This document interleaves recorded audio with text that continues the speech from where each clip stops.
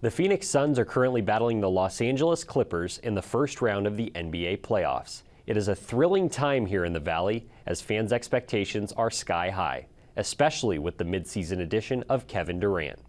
Cronkite Sports reporter Austin Hapola was at the Footprint Center for Game 1 of the first round to gauge the excitement in the city of Phoenix.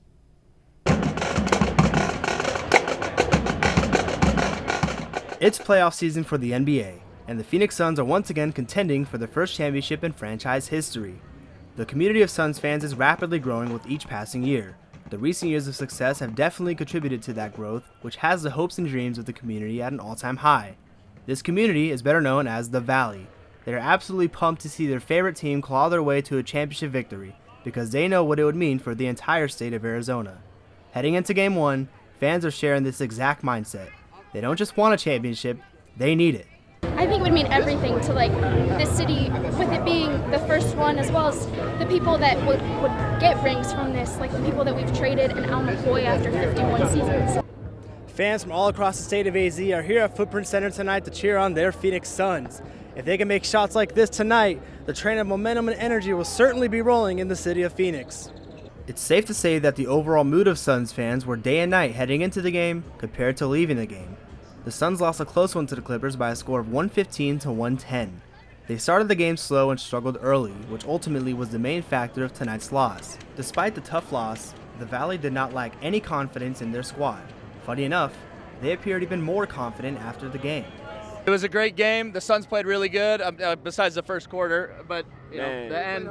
LA's in a lot of trouble. I'll tell you that much. Russell Westbrook, he's not good at basketball. I'm gonna tell you right now. It wasn't the outcome fans wanted, but there was still a lot of positives to take away from Game 1. I think as a fan group, I think we expect more, but I do like what we did today. I think Durant had like 20-something. Torrey Craig stepped up today. He had like 22. Everybody stepped up except for CP. He had 5 today, but that's not his game, but in his wheelhouse, I will say. But I think if he steps in it and knocks down some more shots, I think we're good though. The Valley is extremely passionate about their team.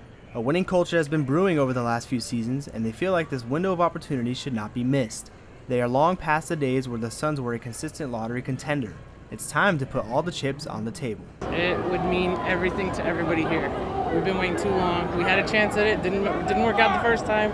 We got a second chance this time, so got to figure it out and get it done. This community is on the same page in terms of expectations and desire.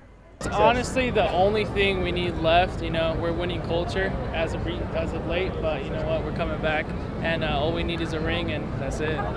It may seem like an exaggeration, but Suns fans have literally been waiting their entire life to see their team hoist the Larry O'Brien trophy. While tonight wasn't a great start to that journey, the Valley seems to have a consensus prediction for the rest of this first round against the Clippers. Suns in 5. Suns in 5, baby. Suns in Let 5. them know. Come on. Suns in 5. Suns in 5. Suns in 5. Easy. Suns in 5. Let's go, baby! From Cronkite Sports at Footprint Center, Austin Hapola reporting.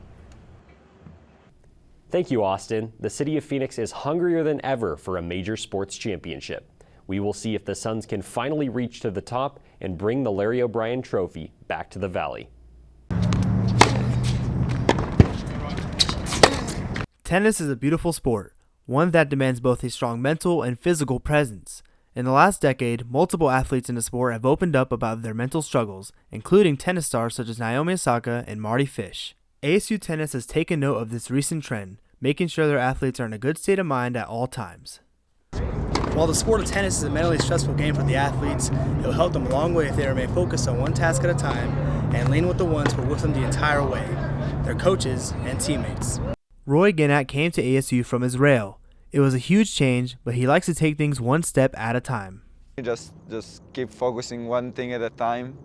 I'd say that helped along the fact that I still schedule time to talk to my friends and family, even though there's like a big time difference between the countries.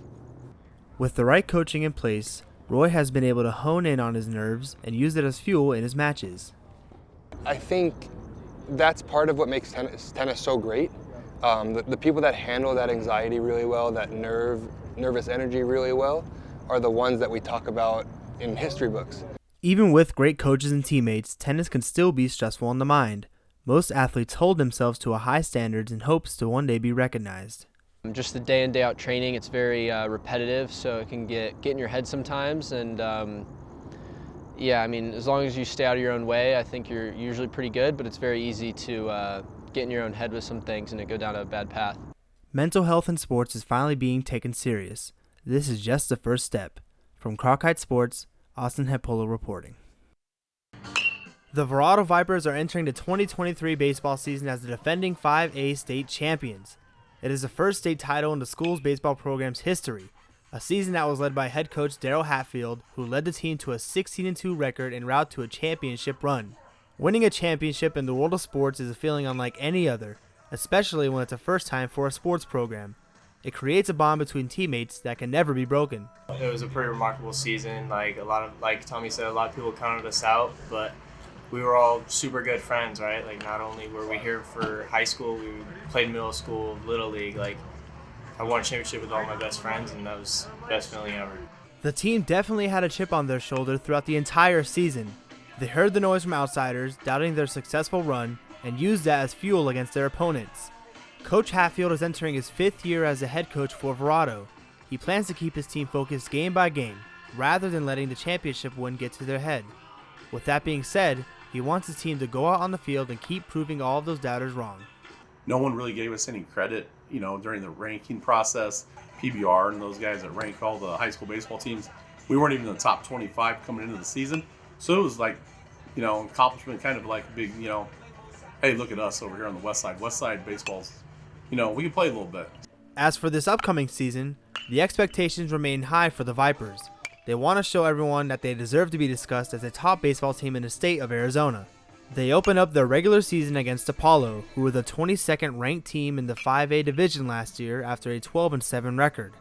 As the reigning state champs, Verrado will most certainly have a large target painted on their back, as teams will look to play their best ball against the Vipers to try to make a statement.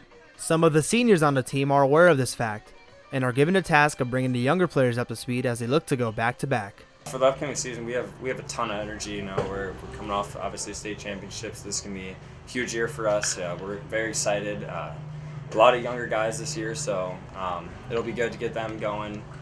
So we're gonna really lead a lot of them, teach them how things are up on varsity, and just hopefully we have a really good year.